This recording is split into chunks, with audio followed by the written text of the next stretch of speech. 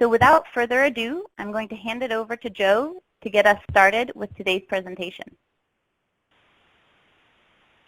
Thank you, Michelle. So it's great to have everyone on the call today. I'm particularly talking about a topic that I have spent quite a few years following and trying to work out what's going on. What I've noticed, certainly in the last 3 to 4 months, is that I can barely turn on the TV without something about blockchain or cryptocurrencies popping up on a screen, be it the nightly news, comments, whether it's the UK local news, or when I'm in the US, some local news there, or even the large news agencies like CNBC and Bloomberg. Everyone seems to be talking about blockchain at this moment in time. And Gartner kindly published a hype cycle curve for emerging technologies in July, and they turned around and said that blockchain is, as we all can expect from the amount of coverage that we have in the space, that it is at or about peak hype.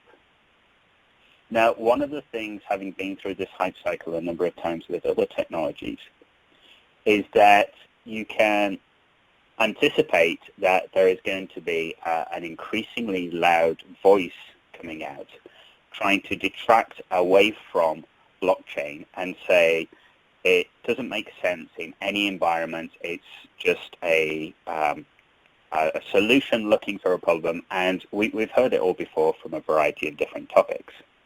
So what I wanted to do in this webinar is, rather than go for either of the extreme positions of blockchain solves all problems that you could possibly face, or blockchain solves no problems, try and work to the center ground and try and discuss it in a way that I've found very useful with a number of customers and a number of the teams that I work with.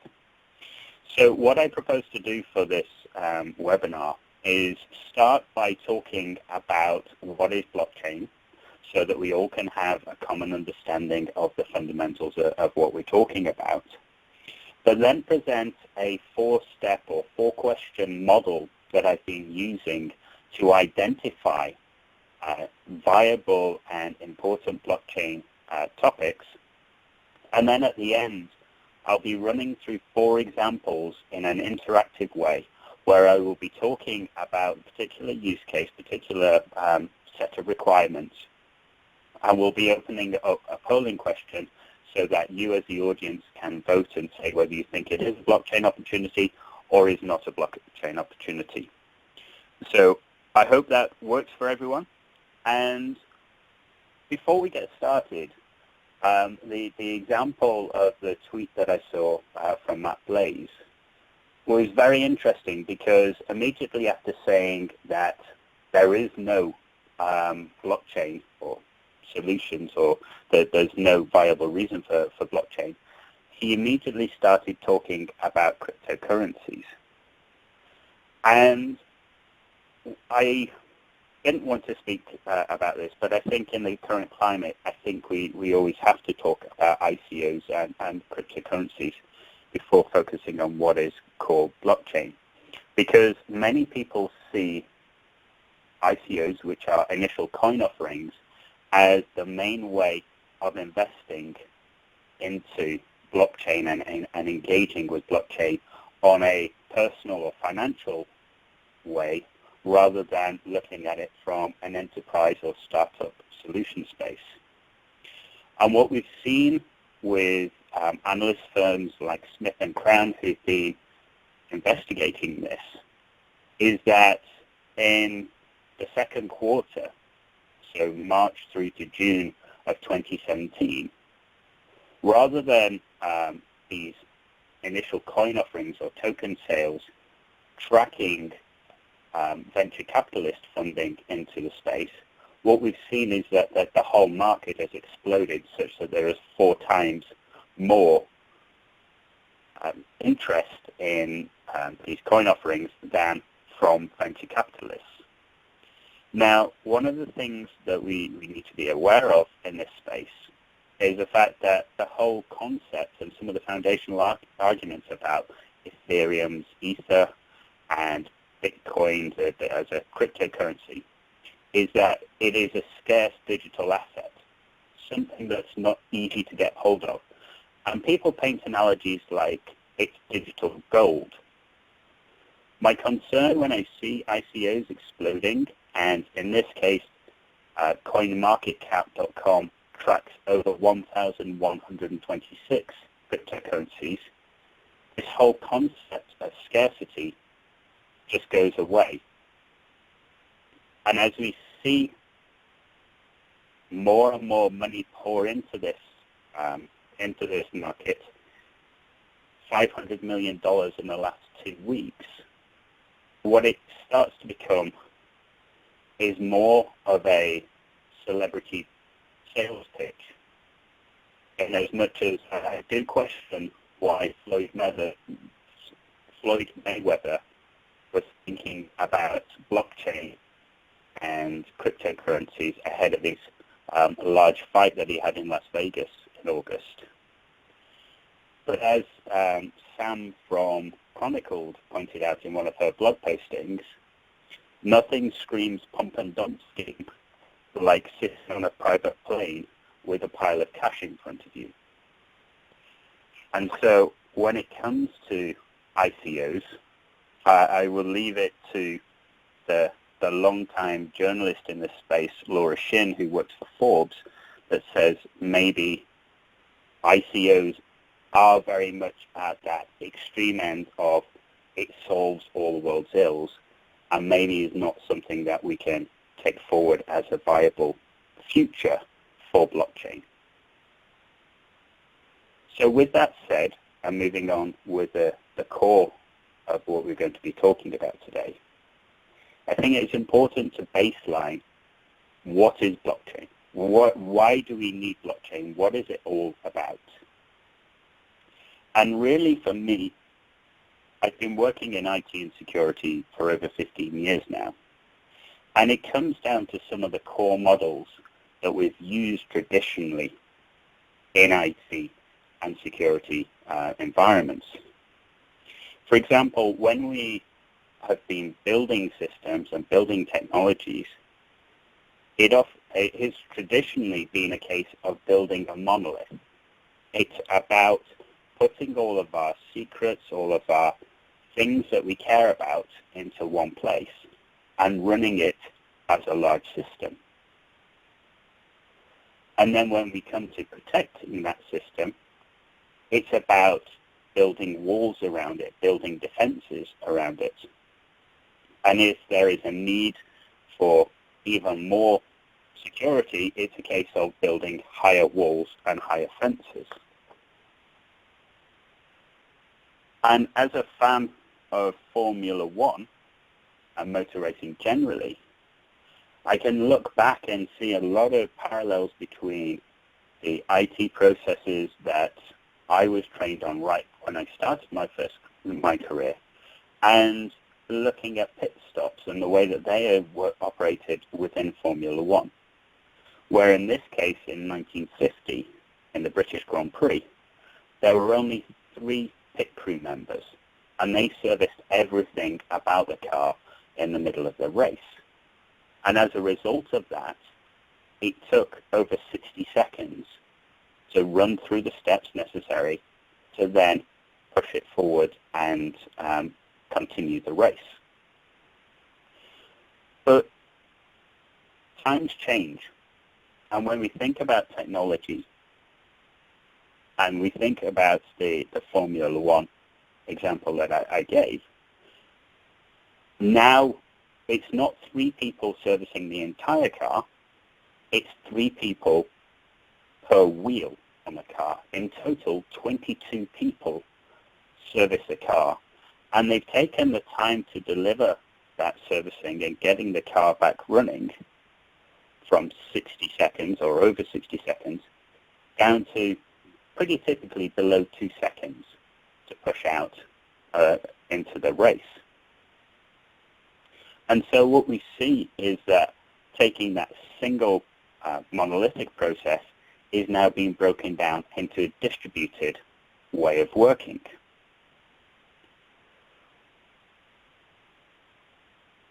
Where in the past we might have traditionally sat in front of a desk at a single location and had our dedicated PC that sits under the desk, now increasingly what we're finding is that our office environment is distributed and spread over many more locations.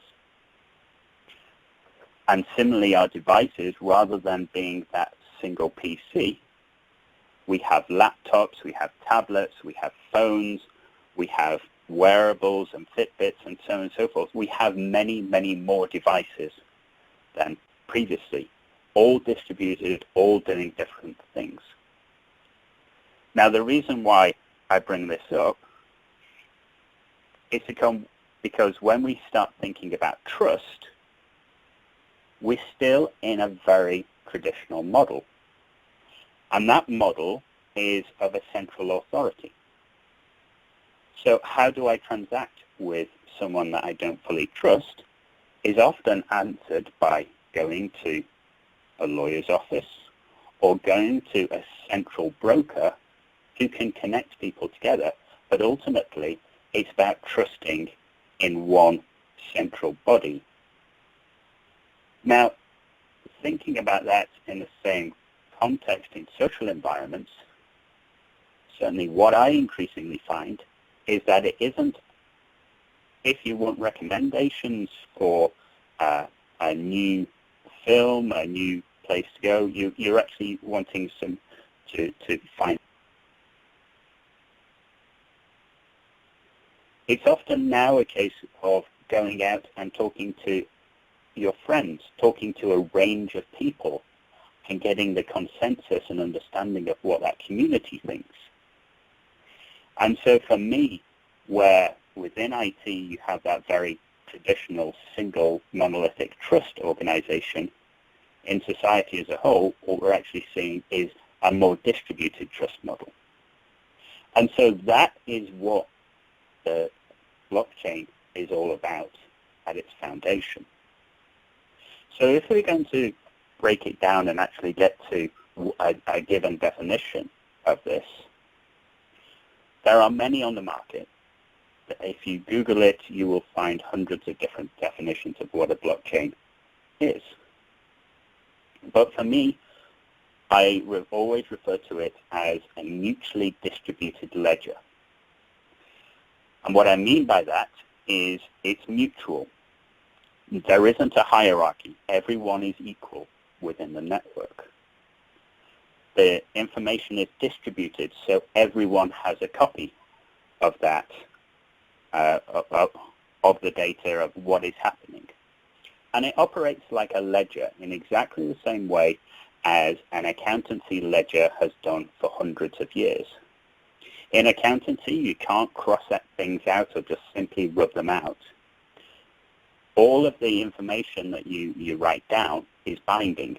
So if you make a mistake, you have to write a second entry reversing the first mistake and then a third entry to put in the data as it should have been originally. And so fundamentally, that is what blockchain is all about. Now, some of you might be saying, well, that's a very broad definition. Surely we can get some technical accuracy in here. And one of the areas that I would caution you on that is the fact that blockchain technologies is still emerging. And there are many different ways in which you can work or operate a blockchain technology. For example, Ethereum and Bitcoin operate, and Hyperledger for that matter, operates in what's called a partially connected graph, the kind of model that you see at the top of the slide, where different nodes can talk to a number of their neighbors. And you can think of that as a peer-to-peer network, which is what is often cited. But there are organizations like IOTA who have come up with a different model of this working, a way that you can use what's called a directed acyclic graph long name, but what it means is that effectively nodes that connect to each other in this tangle formation that you see at the bottom of the slide, they're using that to allow you to do very similar things in terms of recording information, but now in a much more efficient and streamlined way of working that scales and works well in low-power devices and Internet of Things, which is what they are particularly focused on. So for me, keeping that large, high-level abstract definition is important because it's not clear what the ultimate foundation technology is going to be.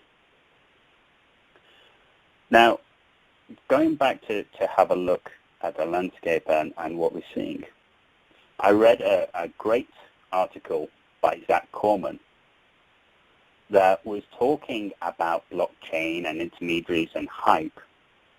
And one of the sentences that stood out to me in the middle of the article was that blockchain is solving a problem that no one has, because blockchain attempts to solve a problem that you didn't know you had, the problem of trusted intermediaries. And I have a lot of time for Zach, and I think he has many, many interesting things to say. But his viewpoint around the fact that blockchain is a solution looking for a problem, and the fact that we can always go to a trusted intermediary, is actually one of the core things that we need to think about when we're trying to identify a viable blockchain opportunity. Because there are two things that come about if you assume that there is only a centralized model. And to illustrate this, I go back to 2003 and look at the world where Skype was created and invented in Estonia. In that environment, if you wanted to make a call from the UK to the US, for example, or from Germany to Singapore, you picked up the phone and you paid for the phone minutes to the telecoms provider. I always remember that it used to cost about 50 pence per minute to call up from the UK to the US. And it became prohibitively expensive to do those, make long calls and discuss things at length. But what Skype did is it used that concept of the internet and the ability to do data and to do voice over IP to create a business model where instead of charging 50 pence per minute, if both people were using Skype endpoints, they could make that call for free. And if you were using technologies like Skype Out, then it was the same rate as a local charge. So straight away, where previously you started out as a telephone company having a monopoly pricing advantage within a particular market or within a particular business requirement, Skype came along and took that away. And so within the course of 8 years from being launched, it accounted for about 25% of international business. 25% of international calls. So when we look at what is happening today in areas like the sharing economy, for example, we have great examples of Airbnb and Uber where people can effectively monetize their assets. They can monetize their houses by renting them out on a short-term basis, on a nightly basis, or they can drive people around and operate that ride-sharing scheme from an Uber perspective. But because we're still operating in this centralized model, the reality is that in this sharing economy where the owner-operators get the money, we still have platforms like Airbnb valued at $31 billion, and Uber valued, is very volatile, but somewhere north of $60 billion. And all of that is based on the fact that the pricing and the monopoly of the ability to do that pricing is based on one central organization, Uber or Airbnb. Now, the second example is one that Bosch has done a proof of concept on to demonstrate how they could record the integrity of used car mileage. So if you're buying a used car, you would have some assurance that what it says on the dashboard is actually how many miles it has done. So why doesn't that exist today? And when you analyze the problem, what you find is that the most obvious group of people who could record that data are the car manufacturers. And they could tell you exactly how many miles that particular vehicle had driven based on some of the telemetry that they have in most modern cars. However, when you look further into it and scratch below the surface, what you find is, what is the business value for those car manufacturers? They've already sold the car. They're not going to get any more money as part of a second-hand market unless they buy it back.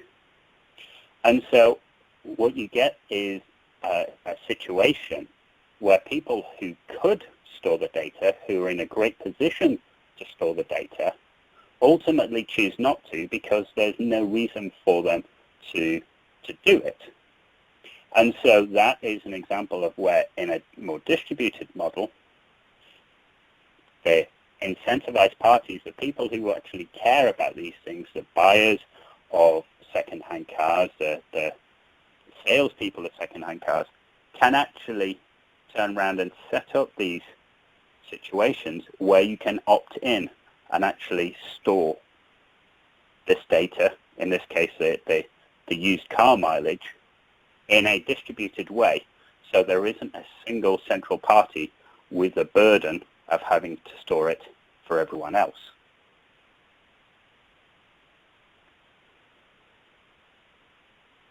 So when it comes to blockchain, we've said that it's a mutually distributed ledger.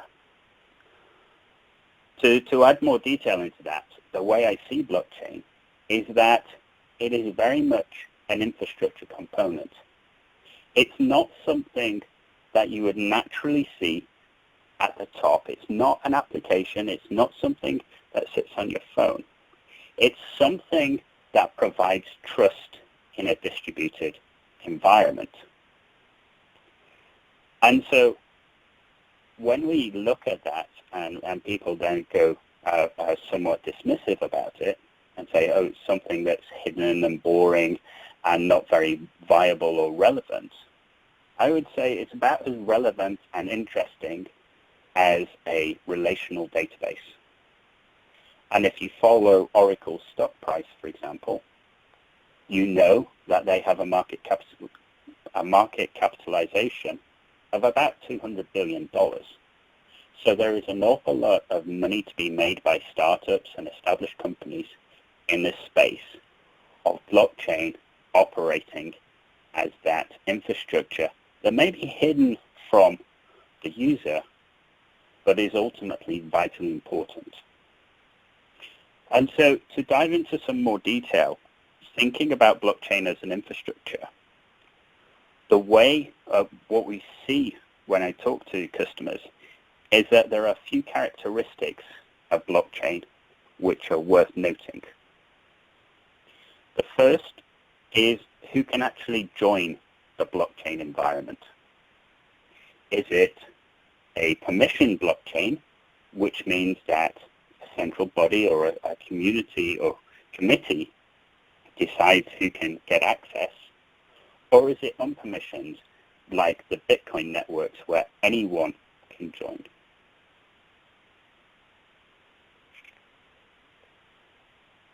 Secondly, in terms of the data that goes into it, is that data being stored privately?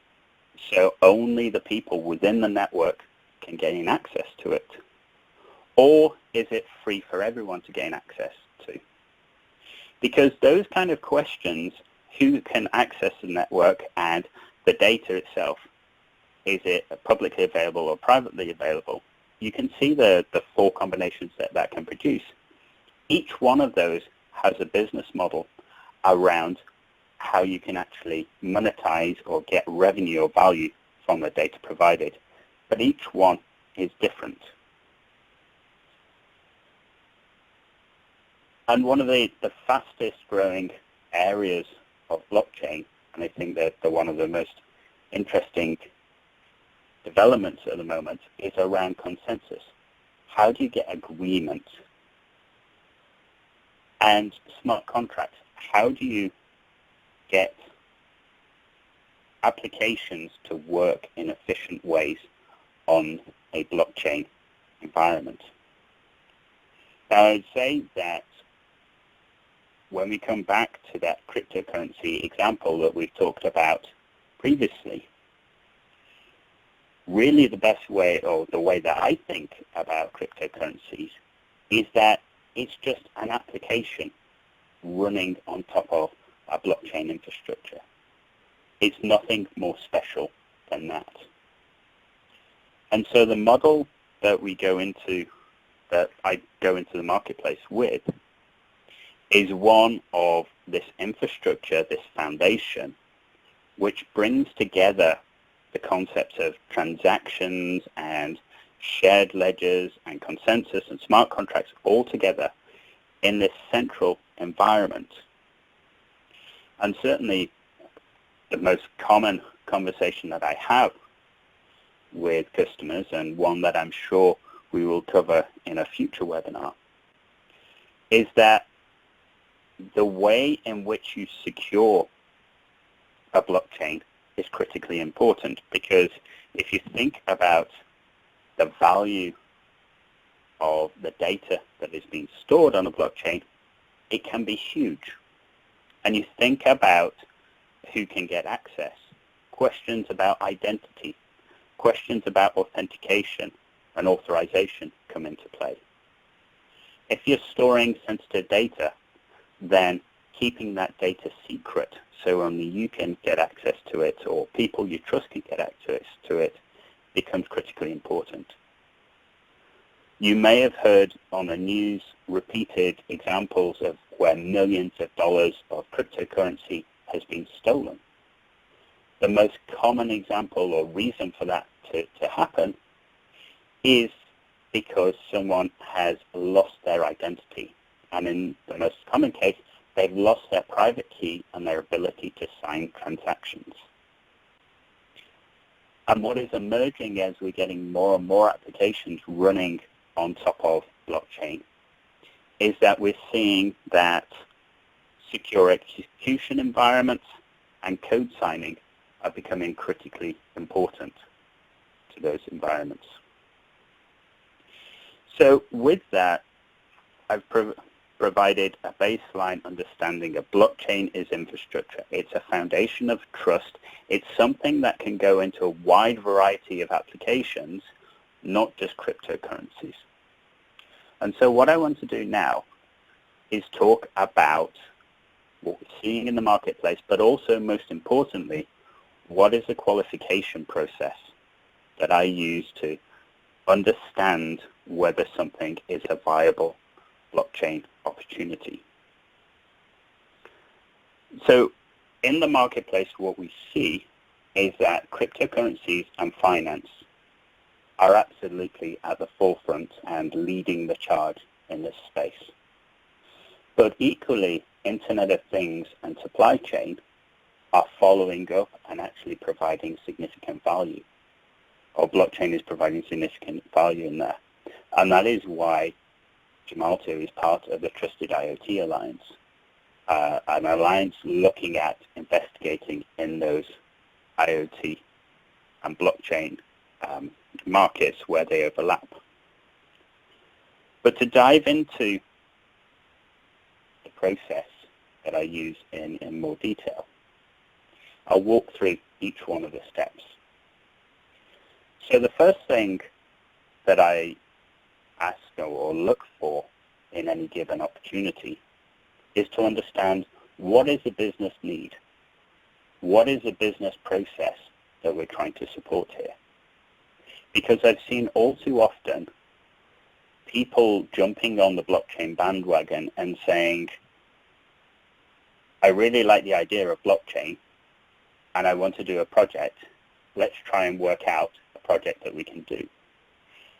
The best way of approaching any given technology or startup idea is absolutely to start with the idea of, what is the user need? What is the problem that we're trying to solve? And that starts with understanding, what is the business process? The next thing that I look for is this a distributed process? Is it a distributed problem? The reason why I spent so long talking about monoliths and Formula One cars at the start is to reinforce that point, the fact that it has to be a distributed problem for blockchain to be a possible solution. You have to have at least 3 parties involved. Because if you just have 2 parties involved as a point-to-point link, then blockchain is just going to add overhead. It's going to add complexity that you don't need. It's easier to use a point-to-point link or a shared database if 2 parties are involved. But if you have 3, 5, 10, 50 parties involved, then coordinating how those parties can get access to that data is one of the things that blockchain solves. The third point that I look for is the data, does the data need to be trusted? Is the data going to be used to make business decisions, or decisions that people are going to rely on for some reason? If it's not, and the data is just being hoovered up for some unknown reason, then again, applying a layer of trust, be it distributed or centralized, is just going to add cost. So it's essential that there is value in gathering and storing this data, and that the data has to be trusted. And finally, the question that I ask is there an actual need to automate this process? One of the things working with startups that you learn very quickly is that there is a concept called the Wizard of Oz process, where what looks like automatic digital solutions are actually people running around frantically in the background doing things manually, but with a nice glossy website on the front end. And certainly when you're growing a business, that is a very valid way of working, because it means that you can run efficiently. I mentioned Airbnb at the start of the talk. They started with an entirely manual process at the back end, and only automated when they absolutely had to. And so when you think about then applying blockchain into those environments, it's important to accept and know that not all environments need to be automated. They can be done, or many environments can be operated in an entirely manual way, at least for a time. So now what I want to do is take that process, and I'll go through one worked example to discuss how it relates to a partner that we've been working with at Gemalto. But then I want to open it up to the audience so that we can give 4 more examples to talk about how things could or may not be suitable for a blockchain type solution.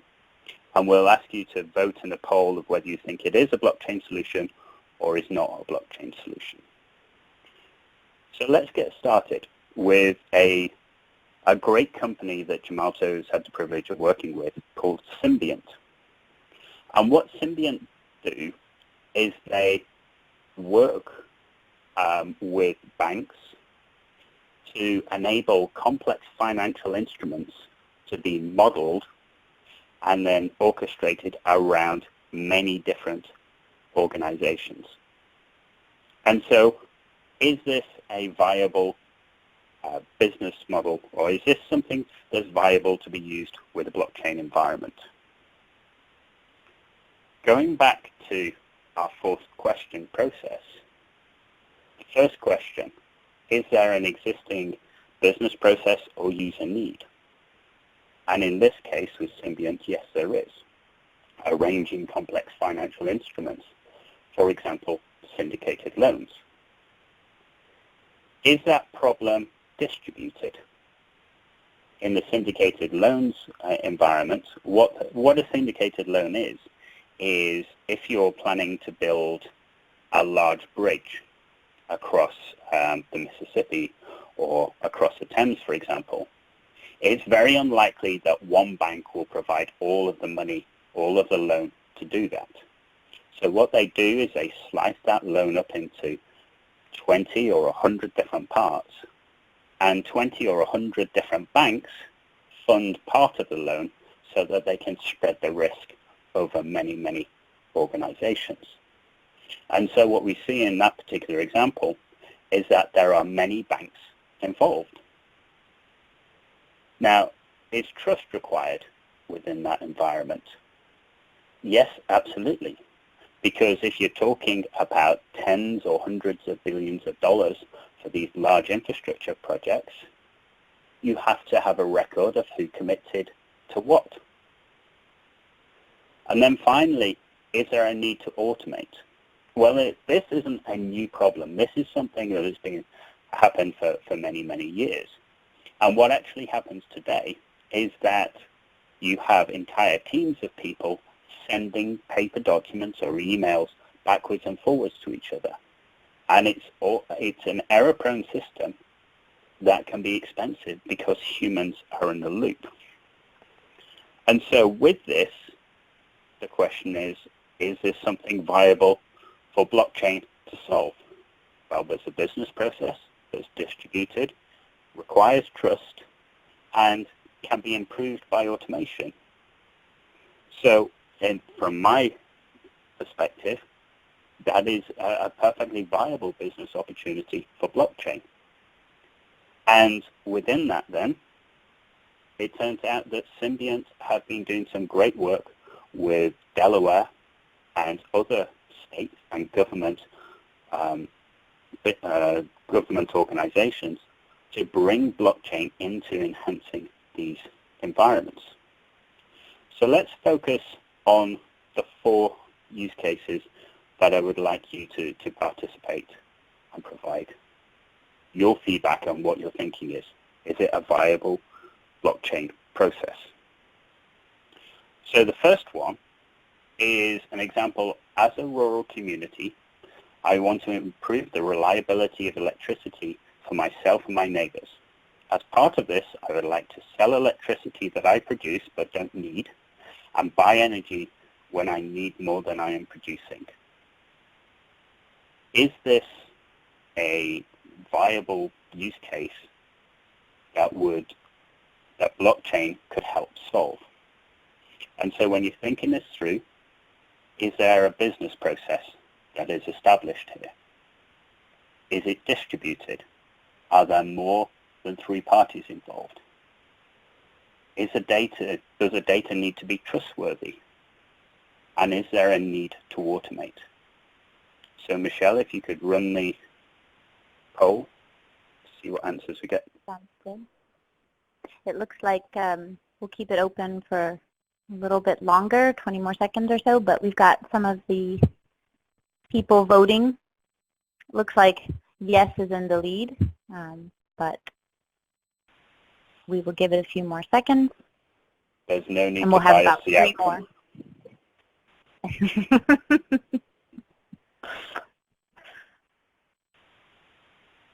Okay. So thank you everyone for voting. I'm going to stop this one. And Joe, it looks like we have tallied it up at 78% say yes, 14% say no, and we've got a 7% with maybe. Great, thanks, Michelle. So let's step through those questions in turn. Is there a business process established? Well, the buying and selling of electricity has been around since Tesla Westinghouse, so yes, there is definitely a business process here. Is it distributed? Yes, there is at least yourself and your neighbors involved, so arguably, yes, there are multiple people involved. Does it need to be trusted? Well, it mentions talking about buying and selling electricity, so money is going to be exchanged within there, or within the process. And is there a need to automate? Now, this is one where you can argue it's one of both ways, because at the end of the day, can someone take the money and take the log of and read the meters on a regular basis to say who owes what to whom? The answer is yes. However, what you have to remember is that when you think about the cost of electricity, a kilowatt hour being maybe 15 cents or 5-10 pence or fractions of a euro, the cost of having a human involved in that loop to run that audit log becomes very expensive. So in my opinion, because of the small amounts of money involved, you would absolutely say automation would be beneficial.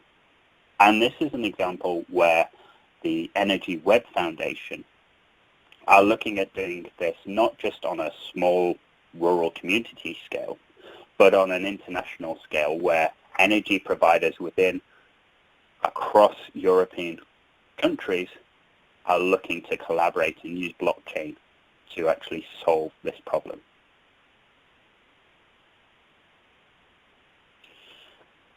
So the next example to walk through. As a small business owner, I want to provide an electric charging point for my customers. I want this to be part of a network of charging points of other small businesses to increase awareness for marketing but reduce my costs. Is this something that blockchain can help solve?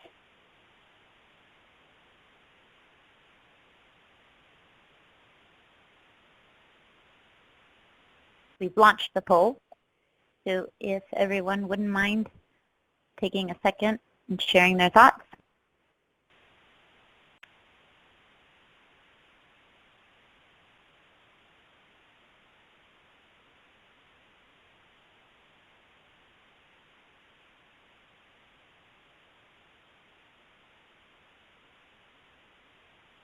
I won't try and bias the vote this time, so I will give it to you when I close the poll.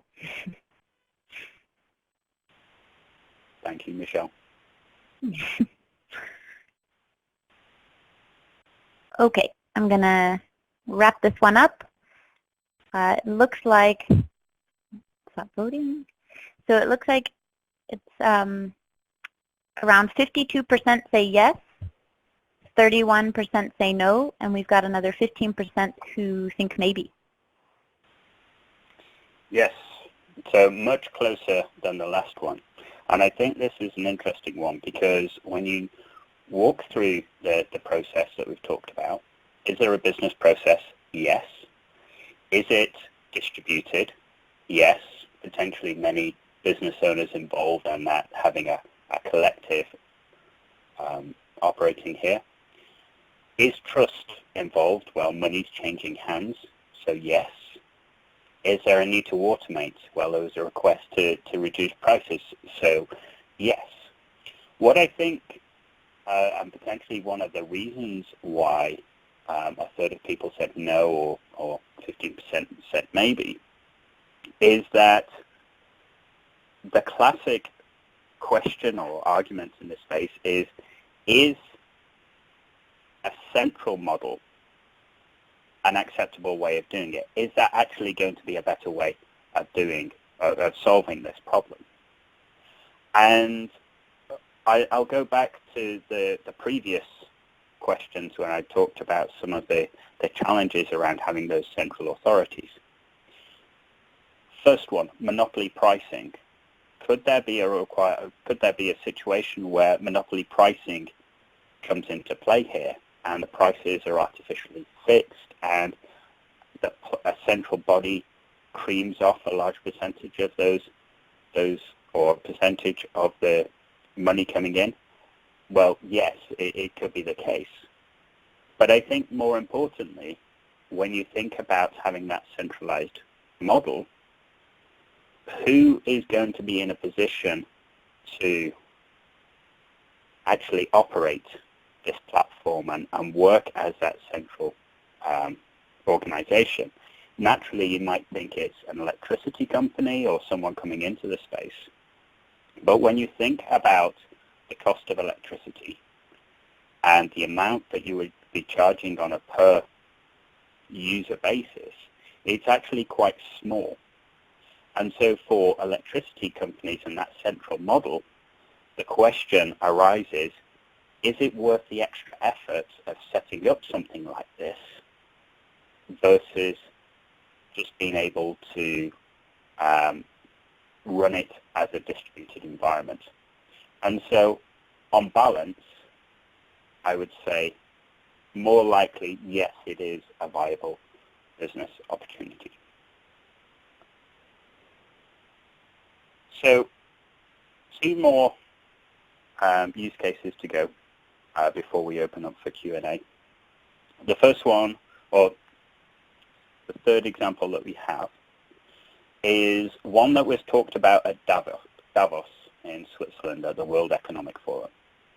As a luxury clothing company, I want my customers to be able to verify that the coat they've just bought is genuine. Is this a blockchain opportunity or not? The poll is open.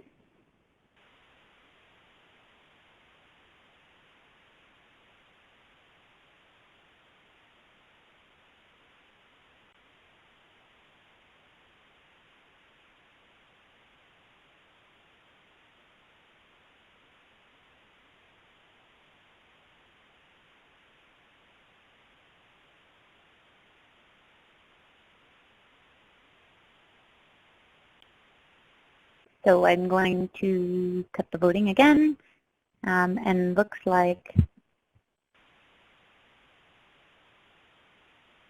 we've got 58% say yes, 37% say no, and 4% say maybe. Interesting distribution. Indeed, indeed. So the reason why I put this in is because 2 leading blockchain authorities were having a debate on this as to whether it was a viable technology solution and why it wasn't.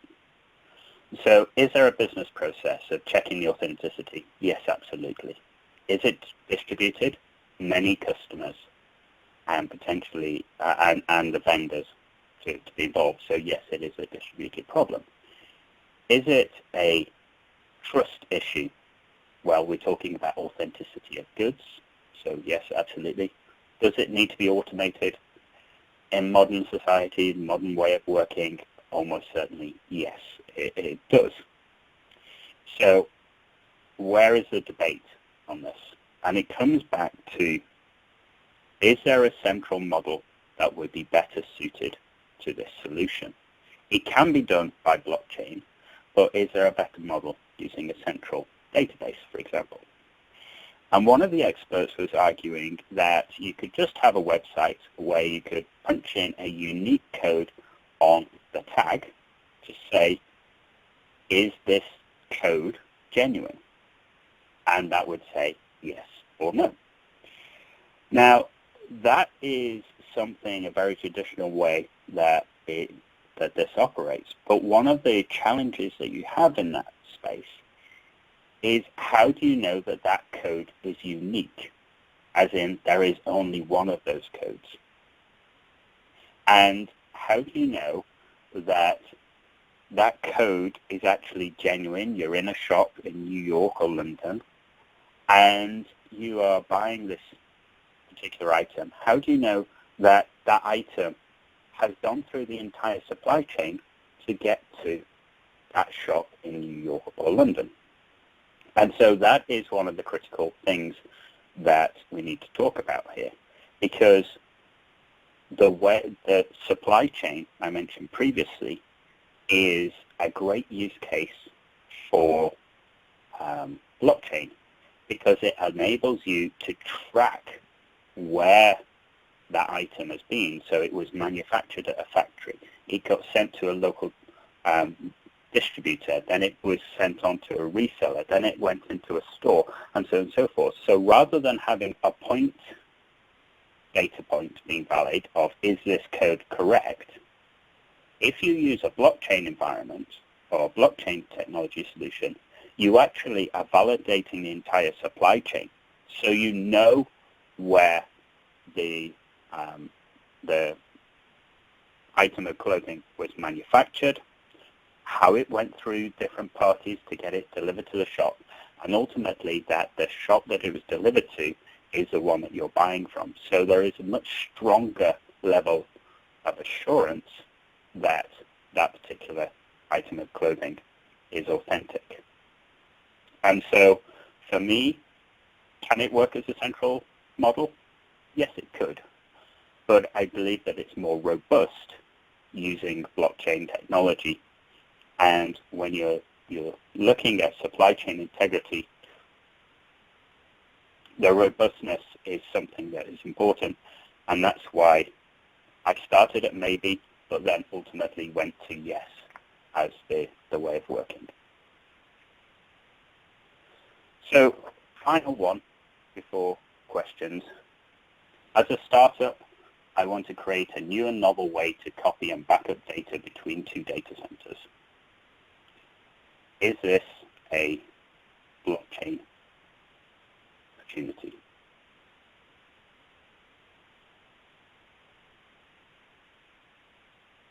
The last poll is open. And then after that, we can get to Q&A.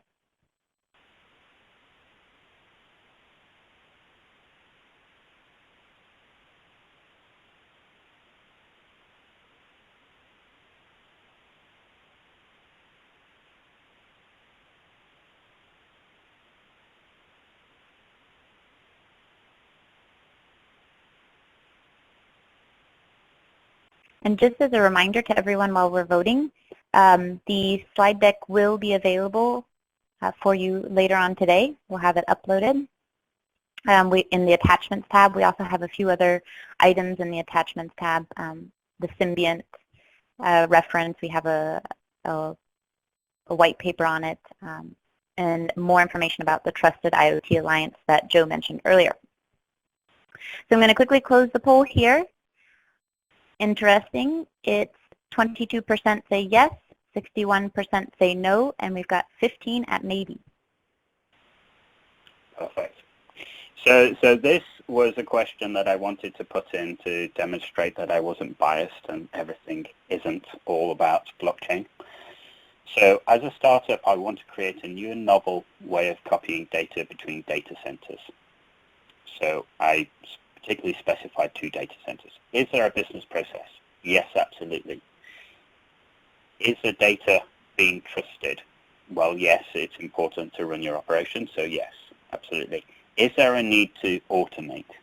Yes, large amounts of data, you need to copy on, it needs to be a digital process. Is it a distributed problem? I would say no, because in the example of two data centers, as I said earlier in the presentation, it's easier to just copy from point to point and use very traditional techniques. So for me, this isn't a use case for blockchain. It's just not worth the effort or the overhead to go into it. So with that, and realizing we have about 2 minutes of time left, just wanted to open up for questions. We've got some questions, Joe, so I don't know that we'll be able to get to them all, but the first one is, can you comment on the burden of proof process? In particular, what is an appropriate level of consensus to approve a ledger entry? So when it comes to burdens of proof, particularly in consensus environments, it depends on the blockchain. It depends on the implementation of the infrastructure that you're working to. Typically speaking, there has to be agreement by 51% of the nodes to say, yes, that is what we believe is to be the case. Although it is how you get to that 51%, who can turn around and assert the authority depends very much on whether you're doing proof of work, as you do in Bitcoin, where ultimately one miner says this is the answer, or whether it's much more of a quorum-based way of working. Okay, we may have time for one more. I know we can run just a few minutes over, but if you could maybe answer this quickly.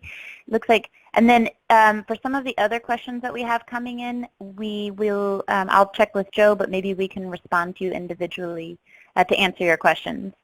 Can we use BC for document signing trust when documents are exchanged between parties, customer, vendor, state, citizen, instead of building PKIs?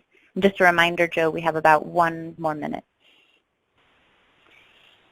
So can we use blockchain for document signing and trust instead of PKI? Let's run through the way of working. Business process, yes. Distributed. If there are many parties involved, states and citizens, absolutely. Is it trusted? Well, we're signing it. Does it need to be automated? Yes.